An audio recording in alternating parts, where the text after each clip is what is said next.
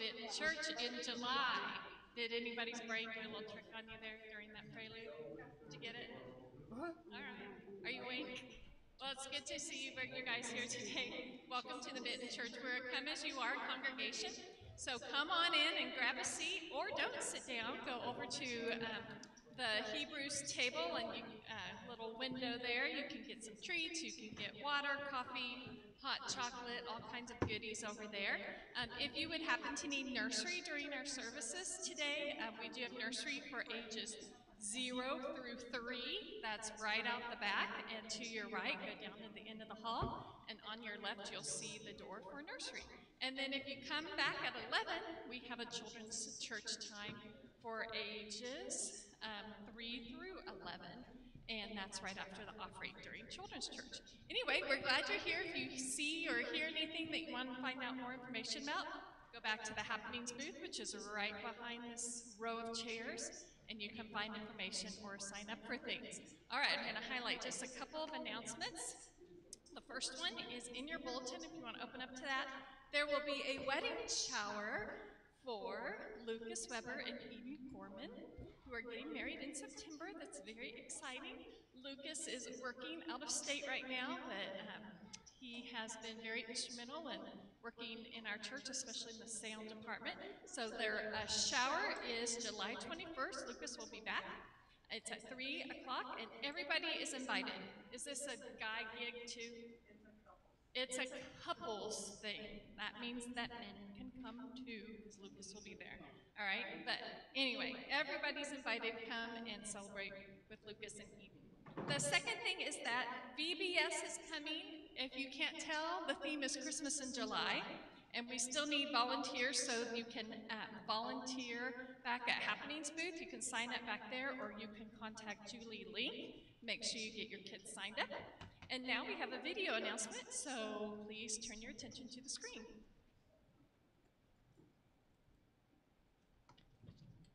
Good morning. My name is Kurt. You have heard that we are going to have 2 town hall meetings here at the Benton Church, one next Sunday afternoon, 2 o'clock, and the other the evening of Wednesday, July 25 at 6:30 p.m. I'm asking you to make a point to attend those. Here's the deal. Our local congregation here is a member of the United Methodist Church. The UMC is a global organization. In the USA, we have 7 million members and 31,000 churches, sort of like ours. Historically, God has abundantly blessed the ministry of the UMC with thousands and thousands of individuals coming to personal faith in Jesus Christ. That's a good thing. But we 7 million people have a wide range of opinions on very important social issues. And in recent years, the UMC has seen various interest groups staking out strongly polarized political positions. At higher levels of decision-making in the church, conflicting views have given rise to policy disagreements that have become much more strident and more divisive year by year. Change is coming to this denomination, and it will be reflected in our local congregation. 3,000 years ago, during a period of great national unrest in Israel, the sons of Issachar were men who understood the times and knew what to do, 1 Chronicles 12:32.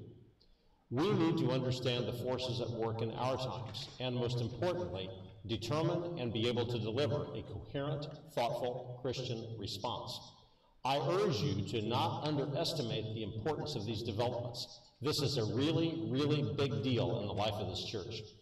See you next Sunday afternoon, 2 p.m. Child care will be provided. Thank you, Kurt. And let's stand and greet one another. Say hello to those around you, or somebody that you haven't seen in a while. Grab some coffee, and then we'll stay standing for singing. Thanks for being here.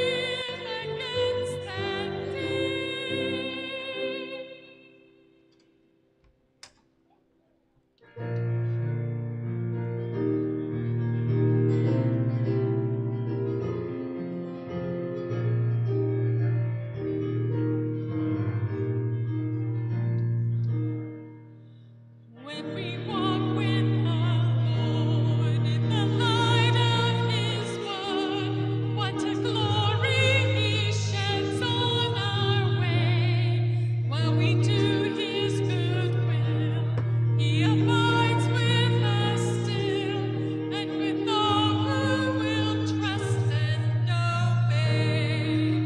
Trust and obey, for there's no other way to be happy in Jesus but to trust and obey. Not a burden we bear, not a sorrow we share, but our toil He doth richly repay. Not a grief nor a loss, not a frown nor a cross, but is blessed if we trust and obey. Trust and obey, for there's no other way to be happy in Jesus but to trust and obey. Then in fellowship sweet we will sit at His feet, or will walk by His side in the way. What He says He will do, where He sends we will go. Never fear, only trust and obey. Trust and obey, for there's no other way to be happy in Jesus but to trust and obey. The steadfast love of the Lord never ceases. His mercies never come to an end. They are new every morning, new every morning. Great is thy faithfulness, O Lord. Great is thy faithfulness. The steadfast love of the Lord never ceases. His mercies never come to an end. They are new every morning, new every morning. Great is thy faithfulness, O Lord. Great is thy faithfulness.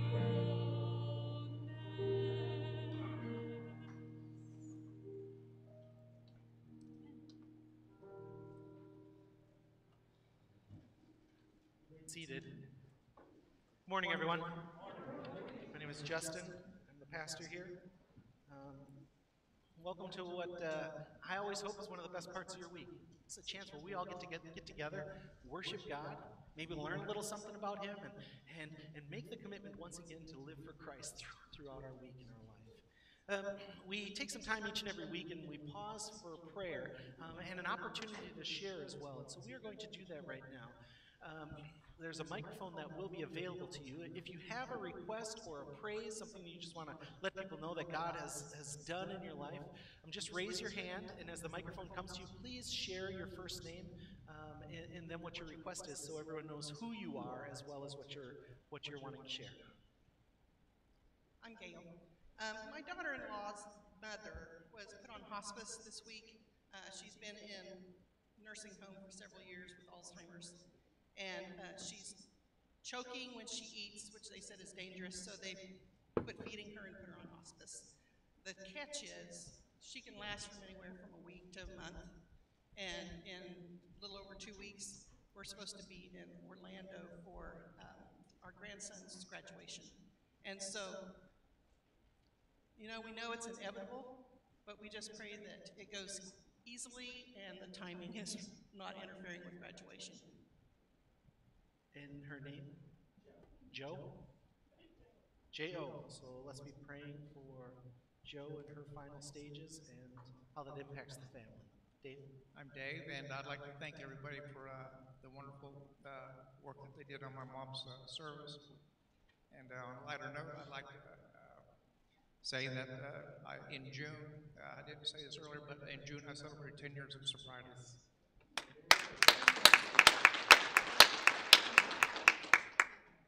That is very exciting. Thank you for sharing that with all of us.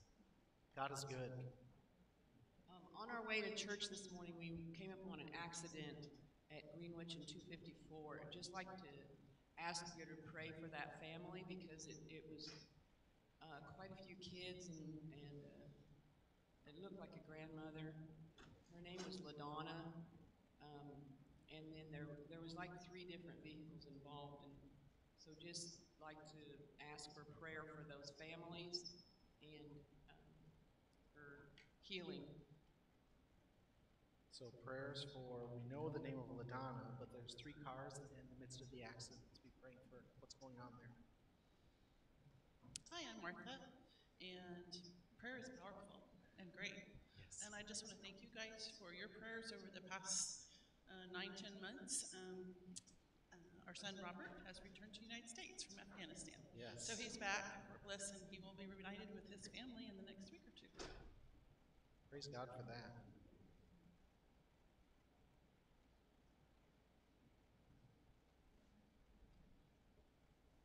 In case you walk in the kitchen, my cousin delivered a whole bunch of sweet corn, and it needs to be gone, so it's free. Help yourself.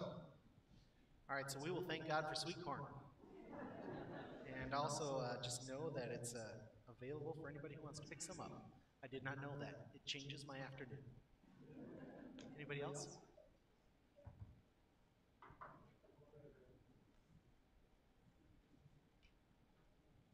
My name is Shelby, and my friend Kelly is studying abroad in Japan right now, and there's a typhoon, so I just want to pray for her safety. So we're praying for Kelly specifically, but also the typhoon that's nearing Japan for safety for people. Anybody else? Well, I'm going to open us in prayer and pray on behalf of all of us. Then there'll be this time of silence where you pray for the things that are on your heart. Give thanks to God. There's names in the bulletin as well that you could be lifting up. Our missionary of the week, our military person of the week. And then after that silence, we will pray for an offering that we will all share in just a moment. So God, thank you. Thank you that no matter what's going on each and every week, you are a God who is here.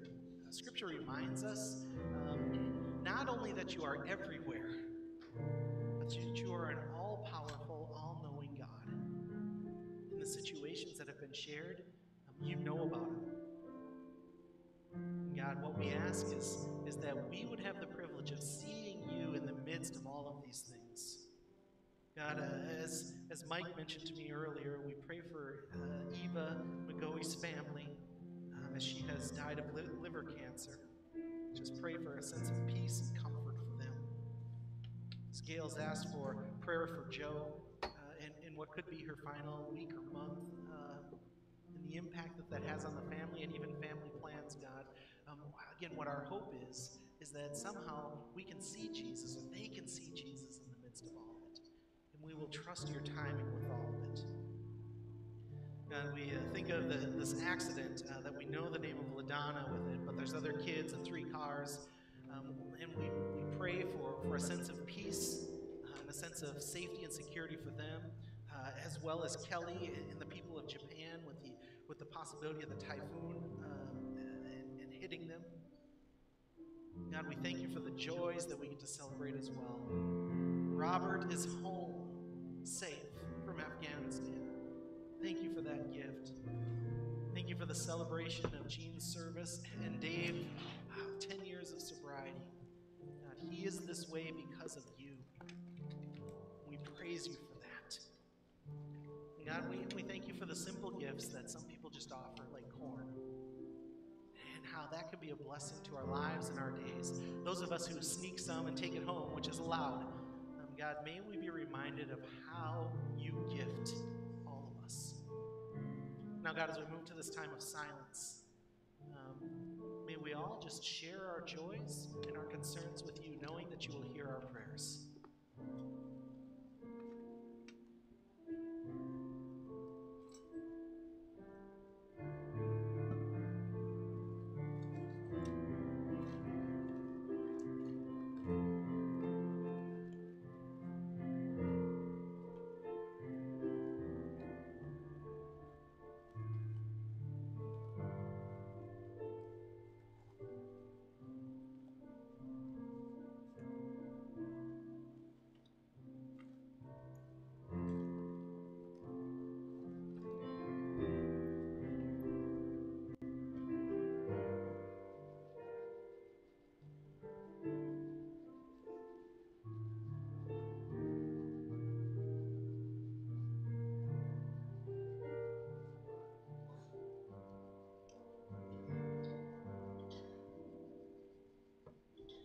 Oh God, thank you. Thank you for the hope that you give us. Thank you for the healing. Thank you for your presence. God, and thank you for the people of Christ who gather around us in the midst of the times that are difficult, as well as the times we celebrate. And God, now as we move to this time where we give our tithes, our offerings, our gifts, those who believe in the mission of what this church is called to, making disciples of Christ to change this world, help us to continue to give with a heart filled with joy, knowing that you will help the church with these resources and help us with what we have left to live the life of Christ. And it is in his mighty name we pray. Amen.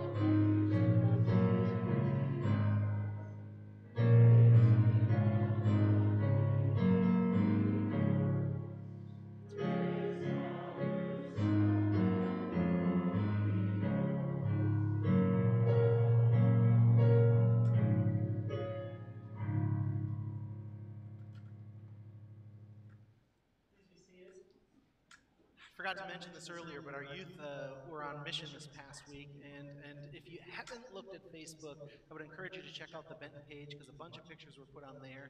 Where my wife's name is Cara Lefto, she took I don't know, hundreds of pictures. Feel free to check those out because they had a great time, and you'll probably hear about it in a couple weeks where we'll give them some time during the service to share about that. But where they ended up going was in Eureka Springs. There's a home called the Jeremiah House there.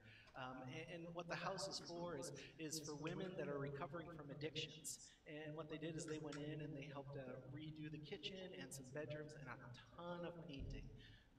And it sounds like they had a fantastic experience. As my wife and kids shared with me when they got home, my wife was all into sharing with me, and my kids were all into sharing with me while catching up with all 700 of their friends. But it sounded like it was a great trip, and so we just continue to be blessed by a church, us, who support our youth when they are in mission. So now I'll turn this on, and I encourage you to direct your attention to the screen. So iced tea. Lemonade. Iced tea? What's with these people, man? Lemonade. Read the sign. Lemonade. Read it. Okay.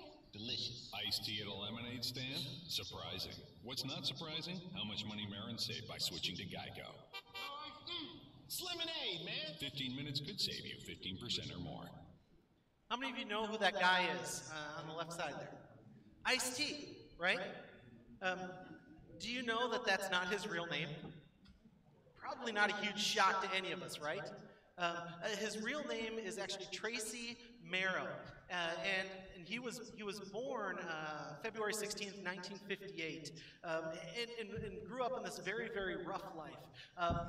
But while he was a teenager, one of the things that he fell in love with was poetry. And the poetry that he loved the most was by this guy named Iceberg Slim, who actually wasn't necessarily living the best life, but then made a change and decided that he wanted to become a poet and an author. And he loved the poetry so much that he began to memorize everything that Iceberg Slim wrote down. And then to impress his friends as a teenager, he would start reciting this poetry to them and let them know about Iceberg Slim and the things that he had to say. And it got to the point where his friends loved hearing these things from him. And so they kept asking him, hey, drop another one of those ice, T. They called him T for his first name, Tracy. And eventually they just started calling him Ice-T. Interesting, I think. This guy who we now know as this author, right?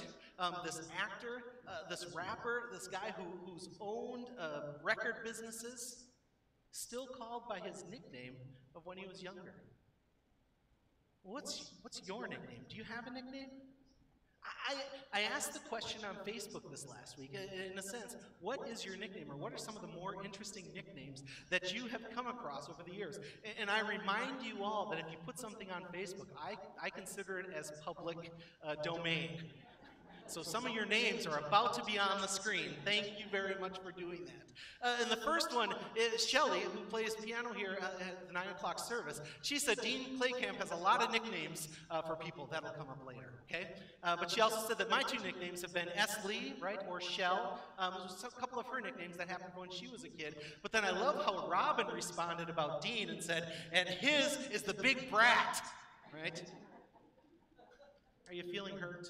I'm so sorry about that. Michelle Swift, somebody who comes to the 11 o'clock service here, she said that her nicknames are Shell or Shell Bear or Sweet Pea, or Shell Bell, sorry, or Sweet Pea, which I want to ask her about, right? Or Swifty, which sort of makes sense with the last name that she now has. Carrie Claycamp was asked to share her answers, and here's what she wrote. She put Willard, Lovely Loretta, Tudor, and Rerun, right? And then she says, this is chronological order of the kiddos for me, and her nickname is Cookie. Now, it makes me wonder why those nicknames came up for the kids. Because you gave them to him? So it is Dean. Dean is the one who's causing all kinds of problems. Then Carrie says that Dan's name is Maynard. Nickname is Maynard. Did you give that one too? Oh, yes, several? All right, but that's the one that made it public, and we probably can't say all the nicknames, right? Jan Weber, who plays keyboards at 11 o'clock, she says, when I taught high school music, the kids called me General because their last name was Patton, General Patton. And which I thought was really clever, and that she was willing to be called General, right? Juliet Mockery, who isn't necessarily anybody that you know, but she's a friend of ours that lives in England. She said that her nickname was Yeti Spaghetti. And her last name being Juliet, I assume that's where it's from, because she doesn't look like a Yeti to me. But that's probably where it came from, right? Samantha, who we all call Sam. Her real name is Samantha, and Sam is one of her nicknames. But she also shares that she has this nickname, Yammy, which kind of makes sense with Samantha. But Pickle is the one that I want to find out what that is all about. And her mom, Rita, says this: my niece gave me the name Riri when she was learning to walk. Mama, Dada, Riri. Now my grandchildren call me Riri. And just so you all know, we can call her Riri too. So that has changed the way, and she's waving in the back, that has changed the way I will now talk to Riri Rita Butler from this point forward. Dana Schesser, she said that jukebox was her nickname in high school. Which is it because you knew a lot of music or something you don't want to share? You thought you knew the words to every song. You don't know if you were right, but you were willing to sing them, right? Red on the Head, right? Or Dawn of the Dana. I loved that one, right? Is that hard thing in the mornings? We don't need to get into it, I guess. Allison Patton, which was actually another redhead here at the church, said, my dad called me Scudderface, which just sounds horrible, right? But then the thing that I loved about it is he's shortened it now to Scudder. I wonder if he still calls her Scudder to this day. I don't know. Can I let you know that when I was a kid, my parents called me Jughead, all right? From the Archies, they called me Jughead. I have asked my family, why did they call me Jughead? And many of you know that my dad has memory issues and stuff now. My mom's passed, but nobody knows. They just knew that it was connected to the Archies. But then the rest of my family started calling me Jughead as well, and then they've shortened it to Jug, which my family still calls me to this day. Most of you call me Justin, right? My family calls me Jug, which is just kind of a thing. Later on in life, there reached this point where this might have happened to you. I know it happened to me, where parts of my body seem to grow at a disproportionate rate to other parts of my body. And there was this one point where my family would make fun of me, and they even took pictures of me because my arms went below my kneecaps. I mean, they were just obnoxiously long. And so my family started calling me the missing link at that point in my life, and so, which got shortened to the nickname of Link, right? But then it eventually went back to Jug. Right? And so then later in life, Bo Svensson, who remembers who Bo Svensson is, right? Right? So just me. Bo Svensson, thank you for raising your hand. At least one person knows. He came out with this movie called Walking Tall. Right? If you remember the movie, my parents, I don't know why, but they let us watch it when we were kids. And I became this huge fan of Buford T. Pusser. Right?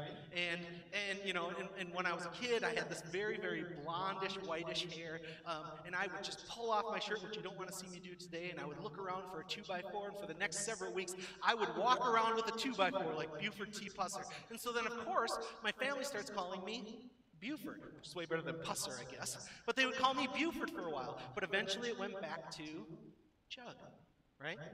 So then I get into my adult life, and I commit myself to Christ, and I turn my life around, you know, by God's grace, with God's help, to live a life very different than the earlier part of my adult life. And my parents started, but then the rest of my family started to call me the golden child, because I was just so different than the way I was before. But it then reverted back to Joe. I don't know why, but that's what they kept calling me. But now it's a term of endearment. It's one of those nicknames where I don't even notice it anymore when I'm with my family. I notice it when they call me Justin. It's like I don't even notice it when I call me Joe. Because nicknames, they seem to matter. The things that people call us seem to matter. There's a girl in one of the youth groups that I served back when I was up in Minnesota. She wrote this online, and I wonder if this connects with us here today. She says, my favorite nickname is Big Old Betty. It was given to me by one of the ladies I used to serve at the group home. She had some hearing loss, the soul of Aunt Jemima, and Down syndrome. I've never felt more honored to be called by a nickname. Today we are going to look at a character in the Bible, person, real, and find out that the name that we know him by is actually just a nickname. And in this guy that Luke wrote about. Luke is the author of the book of Acts. We know him as the author of the book of Luke as well. But I believe that the book is inspired by God. I think God's word is completely inspired by God so that we can have the truth before us. And there is a key reason why this guy, Joseph, is his name. And do you know what Joseph means? Because names matter, especially in Scripture, right? Names matter. Joseph means the one who brings increase. Now think of the Josephs that you can think of in Scripture, and it seems interesting that each of them somehow had an impact on creating an increase or something new in Scripture. Well, there's this guy named Joseph in Acts that we will meet today, and the introductory of him is so small, seemingly so insignificant, that it makes you wonder why it was there. But then you realize that Luke isn't making a mistake because God is making sure this is written down. And what's it all about? And why was his name changed to something different?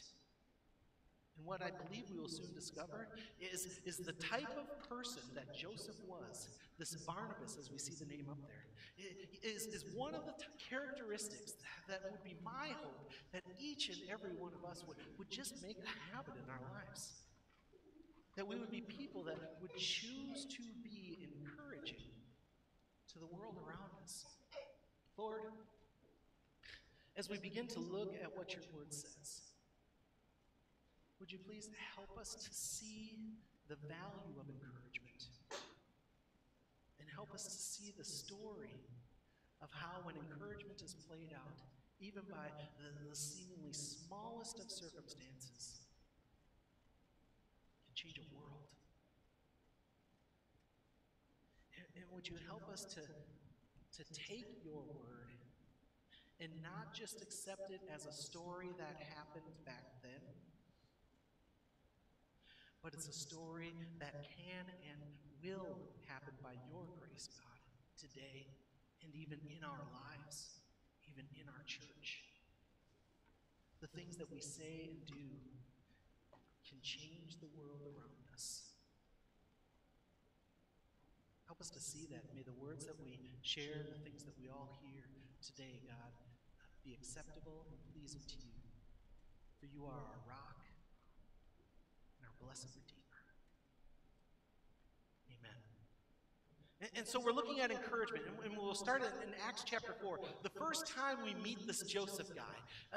And while I'm talking about this, just begin to think how this encouragement can have an impact. And how he is using what he has to encourage others. And so it starts off by saying Joseph, a Levite from Cyprus. Now we know that Joseph is the one who brings increase. That's what that's what his name means, right? He's a Levite, which means that he is from the tribe of Levi, and that tribe was set aside as these people would become the assistants who worked for the temple, the tabernacle. A part of their life job was they would serve in the church, so to speak. They were set aside to do that. This Joseph guy is one of those people, and he's from Cyprus. Now that matters. These two things matter as we move forward. Now, Cyprus means that he's this Jewish guy, right? But he grew up in the Roman world, and so he's this Hellenistic Jew is what he's called. And so Joseph, he's this guy. But the apostles, since he has given his life to Christ, and because the apostles we're talking about the apostles now, the ones who were with Jesus. Since he given his life to Christ, the apostles looked at him, the life that he was living, and they started calling him this nickname. And they called him Barnabas. It says the apostles called him Barnabas. And then it says, which means son of encouragement. The word bar means son, but Nabis, it's one of those words that's difficult to describe, difficult to explain, where what some people talk about is there's the sense of prophecy that comes with the name Nabis, but also that it's a key word to help us to understand refreshment. And so Barnabas means he is the son of something that God wants to speak to people, or he's the son, the person who will bring refreshment to those around him.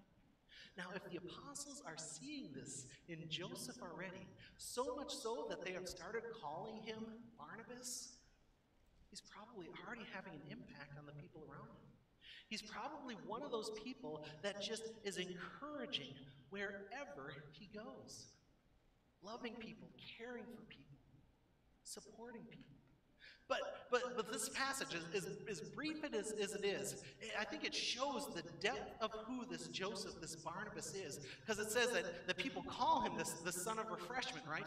But he sold a field that he owned, and he brought the money, and he put it at the apostles' feet. Now, what the picture of this is he somehow, some way has this property, which was uncommon for Levites to have.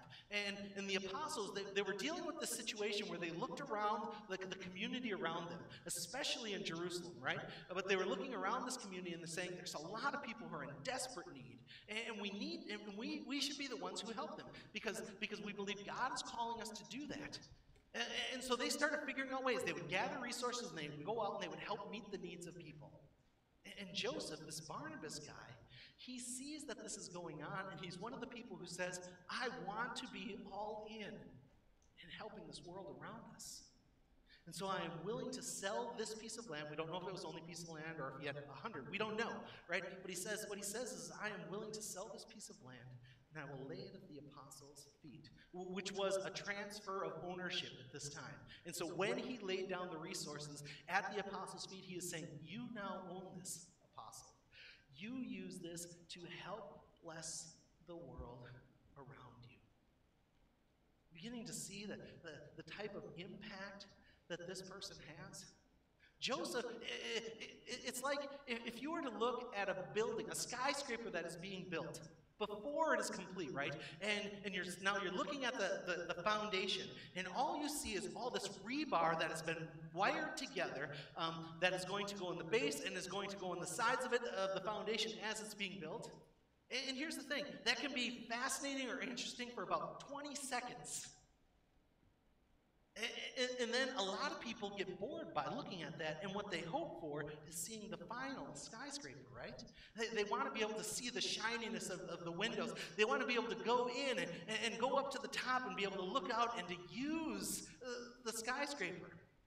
Barnabas is kind of like the way that he is living his life, the things that he does, I would say is like the rebar of a skyscraper. He is just going about his business of refreshing people's lives and even willing to sacrifice the things that he owns for the sake of meeting the needs of others. It was like he was all in. He used what he had to encourage others. And that's it. That's the beginning story of this guy named Barnabas. And so you'd almost think that well, that's not necessarily a big deal until you get a few chapters later. And if we were to jump to chapter 9, so 5 chapters have happened, right? And then all of a sudden Barnabas pops up again. And we begin to see that the way he encouraged, he was given all in on giving what he had. It wasn't just his words, right? But it was everything that he owned, all that he was willing to give to the ministry that Christ had people do. And all of a sudden he shows up again. And we begin to see that maybe encouragement includes being an advocate for others as well. And so this passage says, when he came to Jerusalem, and the he here is not Barnabas, right? The he here is Saul, who later becomes Paul, right?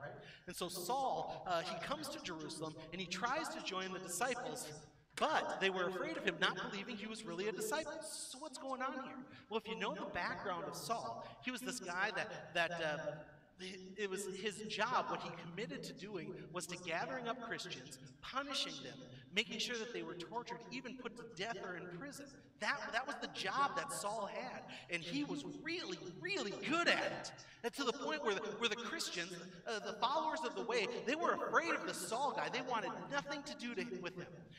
And so Saul now is on his way to Damascus, and while he is on that road, Jesus himself, the resurrected Christ, meets him on the road to Damascus and says, Saul, you're playing for the wrong team. You are not living the way that God wants you. You think you are, but you're not. And it changes Saul's life. And this guy who is torturing, imprisoning, and maybe even killing Christians up to this point, he says, he makes the decision that he is going to do everything that Jesus wants him to do, and not what he thought that he was supposed to be doing in his life. And so he continues to Damascus. He meets this guy named Ananias. Ananias spends some time teaching him on what it means to live for Jesus. And so Paul starts sharing Jesus with people, and people are freaking out. Right? People that aren't Christians don't like what Paul's saying.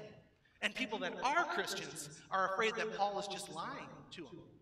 And it gets to the point where everyone's trying to kill Saul.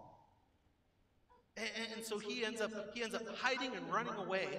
And so now he's heading to Jerusalem because he believes in Jesus now. And he wants to let the disciples, the apostles, the followers of Jesus know that he has had a change of heart and he is now living for Jesus. But he goes there and they don't believe him. They're afraid that this is some sort of trap or ploy to get him on the inside of the Christian movement so that he can get them in trouble. So they, in a sense, are saying, we want nothing to do with you. And then all of a sudden, that guy from chapter 4, this nicknamed guy, son of refreshment, comes into play again. And it says this, it says, but Barnabas, this prophetic guy, the one who brings refreshment, it says he took Saul. Now the word took here, what it literally means is pulled aside to have a conversation. And so he takes Saul, he pulls him aside from him trying to convince the disciples, the apostles, that he's living for Jesus, and he sits down with them. And this is the image that this word gives, that he sits down and he hears the story of Saul. And Saul begins to, as best we can imagine, begins to tell the story of how Jesus changed his life on the road to Damascus. And so he takes him, he listens to him, and then after Barnabas listens to him, he takes this one person who said that he has given his life to Christ. He took the time and learned and understood and now believed he gave his life to Christ. And he goes and he stands up with Saul in front of the apostles and disciples. And we get to see this picture of this guy who's all in, who brings refreshment, and maybe even a hint of propheticness to what's going on when he says, I have listened to this guy, and he has given his life to Jesus. And he told them how Saul, on his journey, had seen the Lord, that the Lord had spoken to him, and how in Damascus he had preached fearlessly in the name of Jesus. He was willing to stand up for somebody. Now imagine that you're Saul. You go before, so you give your life to Jesus, right? And you go before this group of people, and you say, I've given my life to Jesus, right? And I'm now living for him, and I'm having a hard time with other people. Will you please help me? And they're going, I don't know about that. I don't know if we can really, really trust him. Have you ever gotten to that point in your life where you just feel like you're on your own, you're at the end of your rope? It reminds me of the time when I first gave my life to Christ when I was 21, and I was all in. And this pastor now, I'm helping him as he's planting this church by doing his youth ministry. And he asked if I would take the youth to one of their retreats. And so I'm taking these youth from this church onto this retreat down in Iowa. Because it was Minnesota, it was down.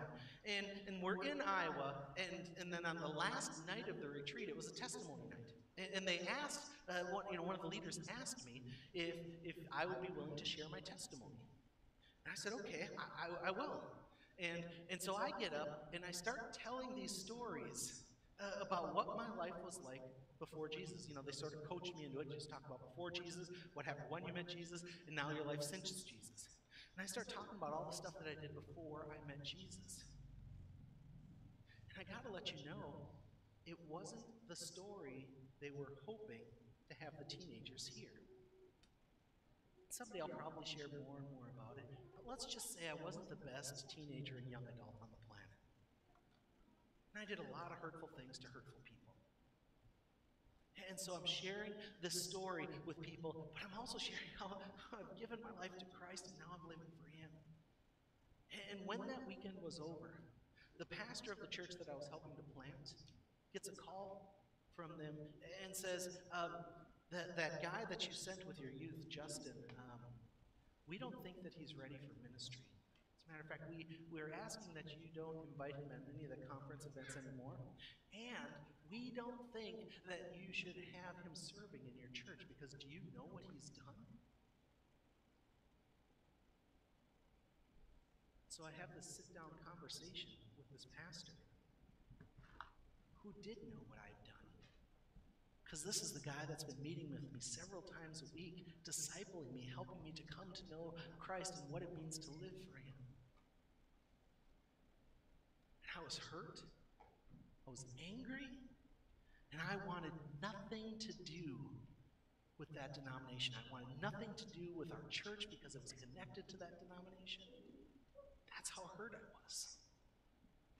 And if it wasn't for my little tiny understanding of what it meant to live for Jesus, and that Jesus had called me, I believe that Jesus had called me into a relationship with that church and that pastor, if it wasn't for that little tiny belief and the huge embrace of this gentleman named Tim,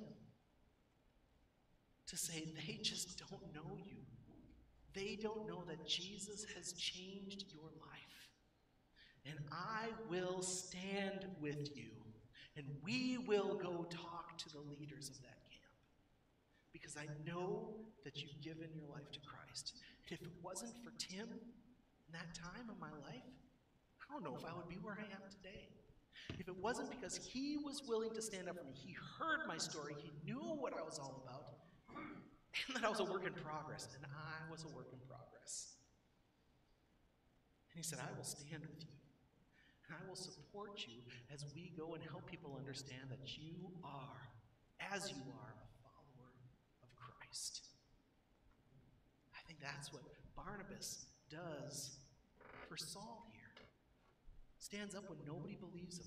Stands up when they can't trust the story. Why? Because he was willing to sit and listen to him and his story. And once we know that somebody has given their lives to Christ, no matter how much they are struggling, no matter how much we are stumbling, we choose to be an advocate. We choose to stand beside them. And think about this from Barnabas' perspective. I mean, he was risking a lot. He was risking his stature with the church, with the apostles.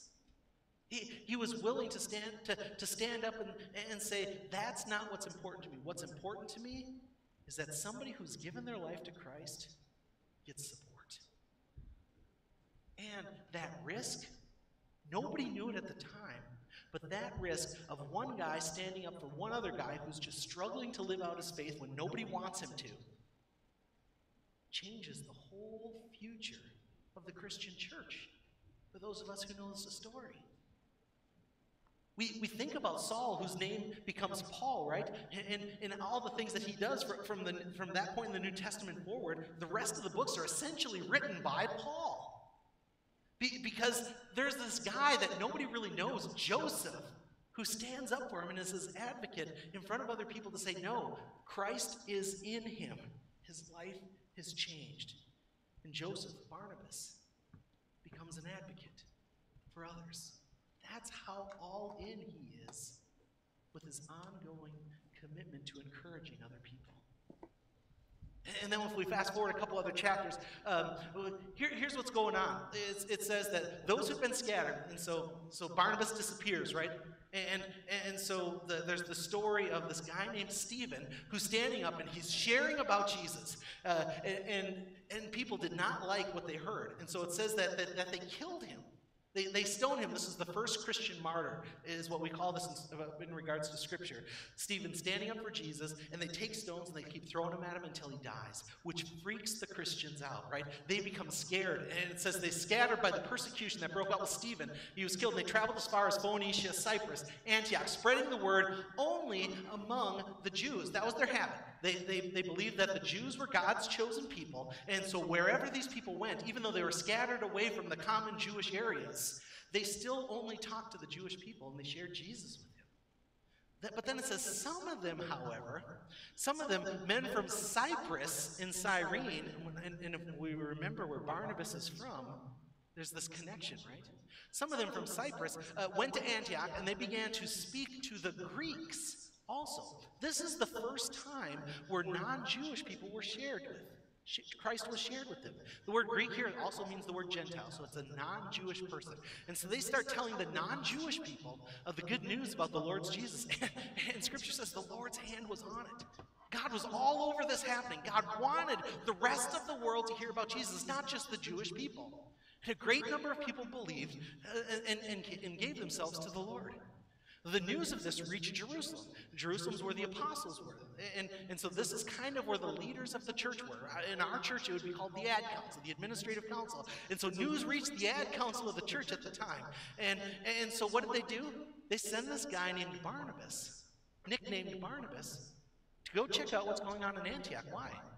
Because there are Hellenistic Jews, people that have given their life to Jesus, but really have this Roman background, that are sharing Jesus with somebody.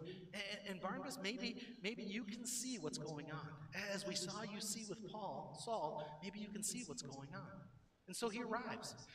And he says, when he saw what the grace of God was done, he was so glad. It says that he encouraged them all to remain true to the Lord with all their heart.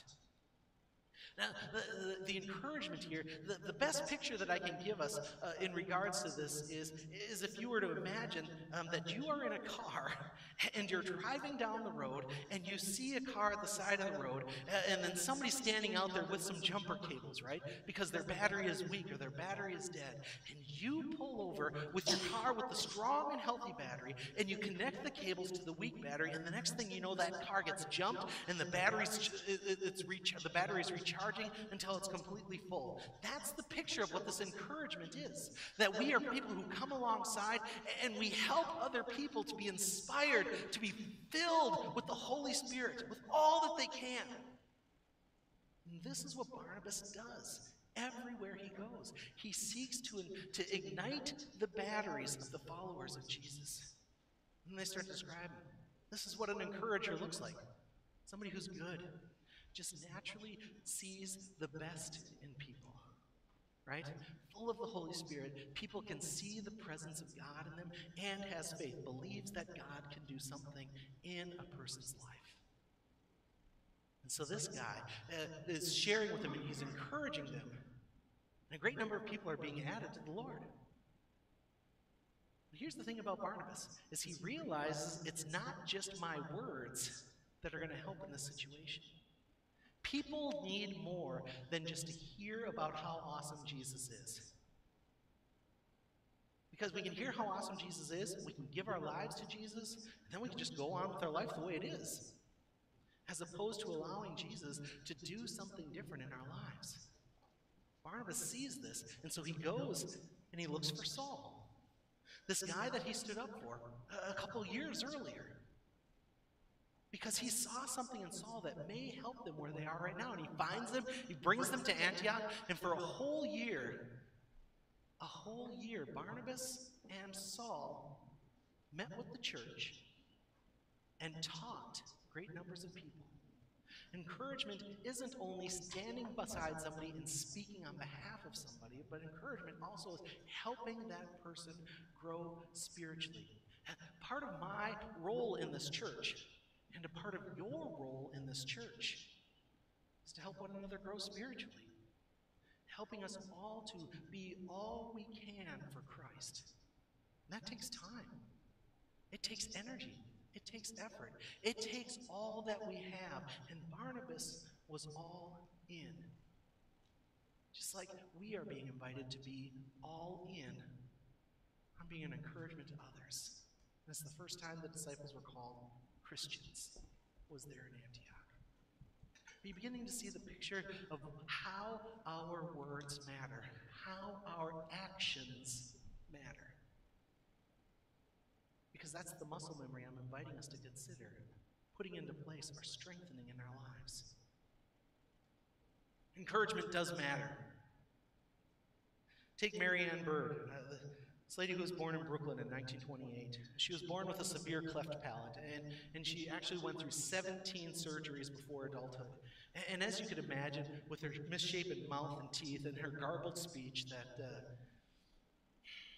the kids made fun of her a lot in school. It wasn't a good thing. And she wrote in an article that she said, "I was convinced that no one outside of my family could love me. But that changed in second grade when I was in Miss Leonard's class. The time came for the annual hearing test given at our school, and I could barely hear out of one ear. I was not about to reveal that or something else that would single me out as different in the school." She said, "So I cheated. The whisper test required each child to go to the classroom door, turn sideways, close one ear with a finger, while the teacher whispered something from her desk, which the child repeated, and then did the same for the other ear. And nobody checked how tightly the untested ear was covered, and so I merely pretended to block mine. And as usual, she says, I was last. But all through the testing, I wondered what Mrs. Leonard might say to me. And so do you have a picture of the scene? She's standing by the door. The teacher's at her desk. The class is there. So you see or hear what's going on? Wondering what the teacher, Miss Leonard, might say to me. I knew from previous years that teachers whispered things like, the sky is blue, or do you have new shoes? My time came, she said, and I turned my bad ear toward her, plugging up the other just enough to be able to hear. I waited, and then the words that God had surely put in her mouth, 7 words she shared that changed me forever. Mrs. Leonard, this teacher that I adored, softly said, I wish you were my little girl. God, help us to see and hear and experience the type of encouragement that touches people's souls, impresses on our lives Christ. Help us as we choose to be all in living for you, that we make encouragement, standing up on behalf of other people, and helping people grow spiritually. Help us as we seek to do those things. And God, may you choose to make a difference in the lives of those that we choose to come in contact with and share Christ. It's in his name we pray. Amen. I invite you to stand. We're going to close today with the song, Jesus, Your Name. We've sung it before, but if you are unfamiliar with it, just let the words minister to your heart and join in when you can. This is by Keith and Kristen Getty.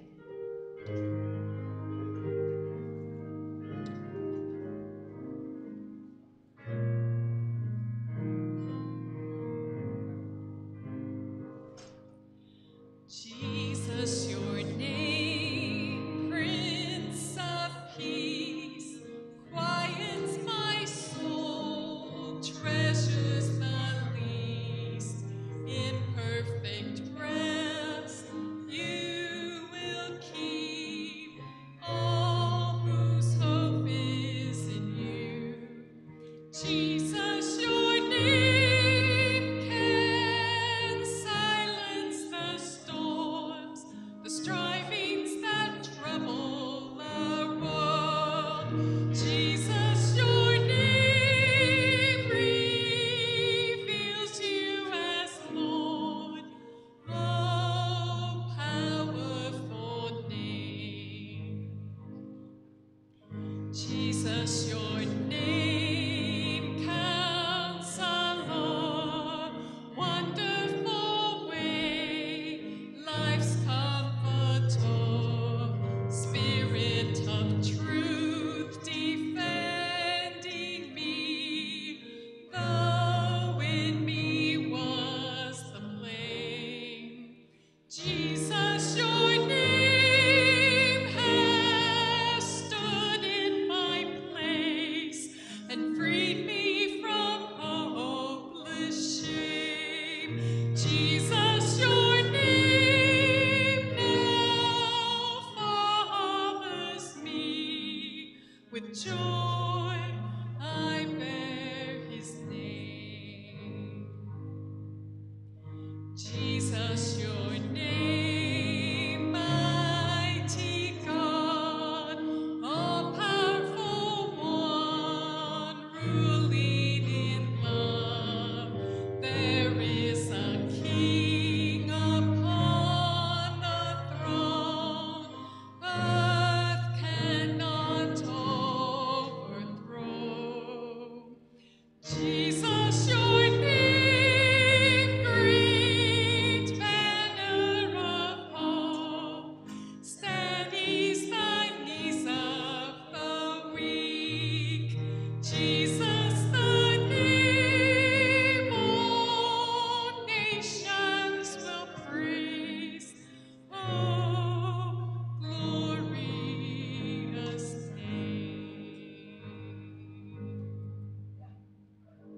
Thank you for coming and being a part of worship. You will notice that in your bulletin there's an insert. I was thinking of a way to help us to practically take a step in being encouragers. And what it is just a little outline, a template for us to maybe write a letter of encouragement to somebody else. So I encourage you to take a look at that, maybe jot yourself some notes, and then physically write an encouraging letter to somebody, one that will show that you appreciate all the support that they have given you. Can we do that this week? And maybe even share with me the stories of what it was like to share that letter. But can I bless us as we go? May we be people that see that our words matter, but really they only matter if our life is connected to the words that we share. And so may we choose to live for Christ and allow the outflow of that to be an encouragement to others. May we stand for those who need standing with. May we help those who need help. May Jesus grow in all of us. Go in peace, everyone.